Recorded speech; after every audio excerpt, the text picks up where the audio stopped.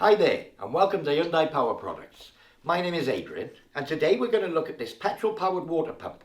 Now this is an 80mm water pump, the HY80. So we're going to open the box, lay the contents on the table so you can see exactly what you get, and then we'll go through some of the assembly and how to use the machine. So I've laid out the contents on the table so you can see everything. First of all, we have the pump unit itself with the petrol engine and the main pump. So there is a bag of various fittings that come with the machine. It does come with this funnel and pipe. Now these are the inlet and outlet pipes. There is a certain way these need to be assembled. We'll show you that. They have a rubber gasket each, two of those, and then the two clamp rings. Moving forward, we have three of these banded clips. Now there's a spark plug spanner here as well, which is useful for changing the spark plug, as you'd imagine. And finally we have the pickup filter to stop rocks or large objects being drawn into the inlet pipe.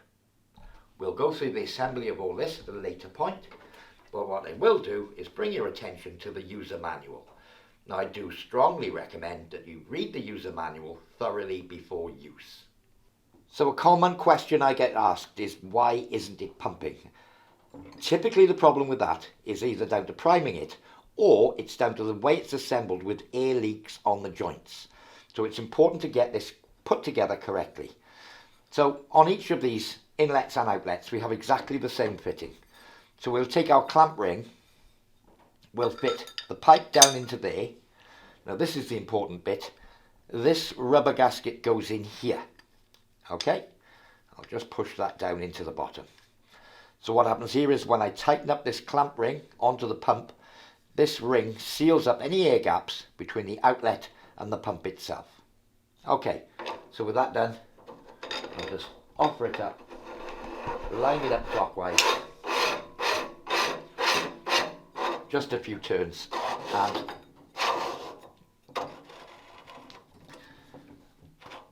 tighten that coupling up firmly.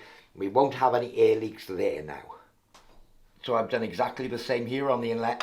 And this is the more important one of the two, because it's actually a vacuum. So it's sucking the water up from the pond or the ditch or wherever you're taking it from. And it's important that there's no air leaks on this one. Not as important on the outlet, but certainly very important here. So we've got the pickup filter here, or strainer I should say. That assembles just by pushing it down firmly, and you can see that's the two parts assembled. Now if you were drawing water from a very clean water source, such as an IBC container, something like that, swimming pools, those sorts of things, or just water tanks, then you wouldn't particularly need to use a filter. Always use the filter if it's an unknown source, rocks, stones, mud, anything like that. You would need to use this filter so as to avoid damage to your pump.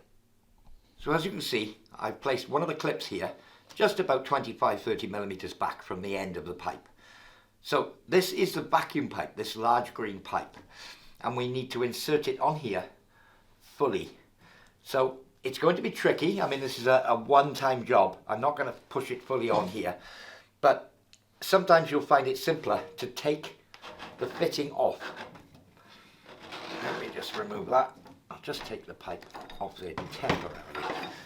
So I'll take the fitting off. But it's important that we keep the things in the right order if we're going to take it off. I'll just remove that. So what we need to do is to fit that completely into there. And obviously this gives me a bit more room to push.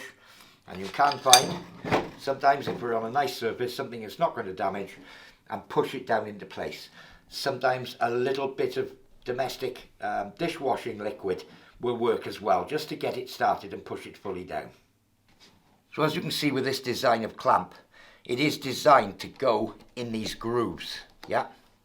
So it's a spiral groove, so it's not going to fit all the way around. When we tighten up on the bolt here, it'll clamp down on the pipe and prevent any air leaks. But obviously we're going to have this whole assembly right up within a few millimeters of this nut. Not dead tight too, but within a few millimeters, maybe 3 or 4 millimeters clearance. So that would be fitting that pipe, but it is very important that we do this correctly and make sure that we've got no air leaks when we tighten up this clamp. So if we want to fit our filter on the other end of our pipe, obviously this is a lot easier to fit, so we can push it in this end and do up the clamp exactly the same. As long as this area is completely underwater, it's not that necessary to have a perfectly airtight seal. Not as important as it is at the pump end. So I'm only using a very short piece of pipe here for demonstration, but it is important that you check your pipe regularly for any holes or piercings. If it's got any air leaks at all, the pump will draw in air rather than water into the pump. And again, that can stop the unit from operating correctly.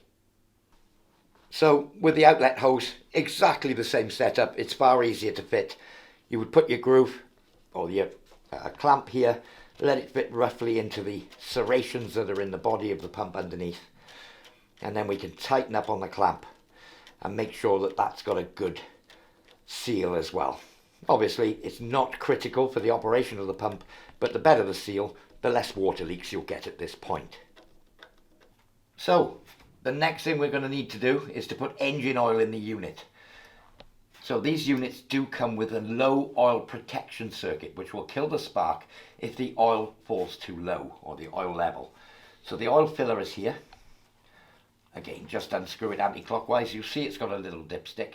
But for the oil level, what I find is the best way to get it perfect is to put the machine on a flat level surface and gradually pour engine oil into here until the level of the oil reaches the wear point of the hole. So when it gets to a point where the surface level of the oil is just about to trickle back over the edge of this lip, that would be the perfect maximum oil level. Once we've got that level, I can just replace the dipstick, turning it clockwise, and make sure that it's fully tightened back up. If at any time that oil level gets low, the engine won't start. Basically, it replicates what the on-off switch does, and it sends an earth supply to the spark pack, which generates the spark.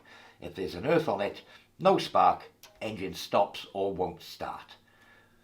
So again, while we're on this side of the engine, to start and stop the engine, this simple on-off switch here. So we need to put fuel in the engine. So fuel filler cap, unscrews anti-clockwise. You will see that it does have this fuel strainer. I recommend you leave this in place. Okay, so we can fill it with fresh unleaded petrol, and ideally, if I just show you the inside of this, we want to fill the fuel up to the level of this red float. So when you're looking down in, keep filling, and when you see the fuel just surfacing on that red little indicator line there, that would be a full tank. It's about 20 millimeters below the surface. Once we've filled it full of fuel, we can replace the filler cap and make sure that it's firmly fastened down. Whenever refueling this machine, always make sure that it's obviously in a well ventilated area outside, and never refuel the engine while it's hot. If you've been using it and it runs out of fuel, allow everything to cool down before you refuel the engine. If you spill some, you're going to have a hot exhaust and it's a danger. So allow everything to cool down before you refill the fuel tank. So the carburetor, which is this area here, does have a fuel tap. So once we've filled the fuel tank, towards the outside of the frame here, that's fuel off. So we would need to turn the fuel on by just pushing this lever back across towards the recoil. So that's fuel on. When we stop the engine, or we're transporting the machine, there's a float in here in the float chamber. If you're transporting it with the fuel switch on, you may get an overflow of fuel. So whenever you're not using the machine, just switch that fuel tap back off again. Okay, so we would need to start the machine to turn the fuel on. If it's never been used, we need to wait for a minute or two to allow fuel to run down into the system. And on the top here, we have the choke. So to switch the choke on for a cold start, we need to push this lever across to this side. Once the engine has started, we would then turn the choke off and we'd be running the machine. So we're ready to start our machine. I'll turn the fuel on, I'll turn the choke on, and this lever here is the accelerator lever. So back here would be at idle speed on the engine, and for pumping fully to the outside of the machine, flat out, which is where you'd run it, certainly for priming, getting it going, and for general duty. When we've finished using the machine, we've stopped pumping our water, we push this back down to idle, switch off on the on-off switch, and then finally turn the fuel off. For a warm start, it's possible that we just need to turn the fuel tap on, put this to full speed. We wouldn't need the choke necessarily when it's warm. Some engines do like a little bit of choke even when they're warm, and some would prefer not to have choke. So choke off and make sure our switch is on, pull the recoil and the engine will start. So that's the basic operations of the controls to start and stop the engine. A little bit about the recoil. Sometimes you've got to take a backlash up in a recoil.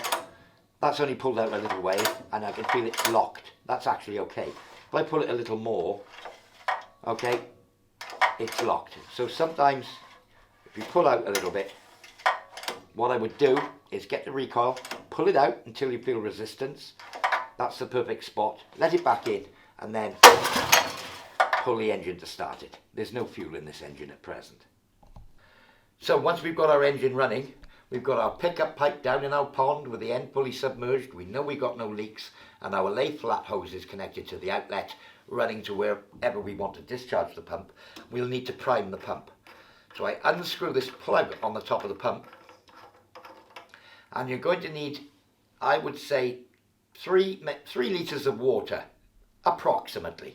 We need to pour it in the pump with the engine running. Once we poured it in, we put this plug back in. Okay, and you'll hear the pump start to draw vacuum and water will start rushing up the inlet pipe. Air will be coming out, the water will be spitting out of the discharge pipe, only in small quantities because we've only put 3 litres in.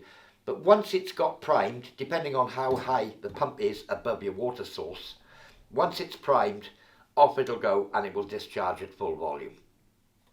Again, if you want to stop the pump, once you've discharged or run out of water where you're drawing from, we drop the pump speed back to idle and switch off here on the on-off switch. So if you do have difficulty in getting it to start pumping, it does take a couple of minutes, as I say, depending on the level of head that the pump is drawing up from, but you may need to prime this a couple of times.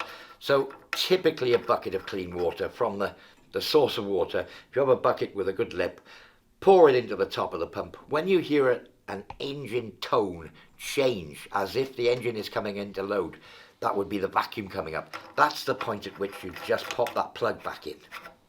Okay, so that's just a little tip to get it going. Well, I do hope you found this demonstration and these few little tips useful. For more information on this or any of our other products, visit www.hyundaipowerproducts.co.uk. I've been Adrian and thank you for watching.